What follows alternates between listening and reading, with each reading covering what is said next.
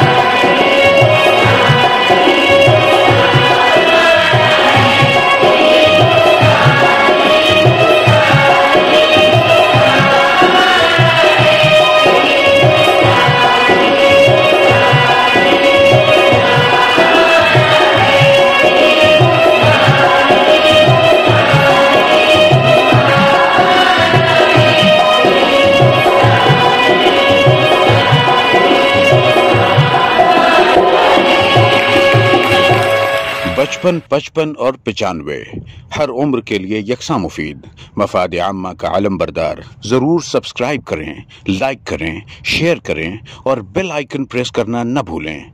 रब्बानी द scholar YouTube channel. Rabbani द scholar YouTube channel इल्मी, अदबी, दीनी, मिल्ली, समाजी, सकाफती, तहजीबी, फलाही, तिब्बी, फ़न्नी, माशी, तिजारती, माशरती, इंतज़ामी, इनकलाबी, तहरीकी, तहकीकी, तकनीकी, तफ्तीशी, तामीरी, तालीमी व मालूमाती यूट्यूब चैनल। ज़रूर सब्सक्राइब करें, लाइक करें, शेयर करें और बेल आइकन प्रेस करें। रब्बानी द स्कॉलर यूट्यूब चैनल।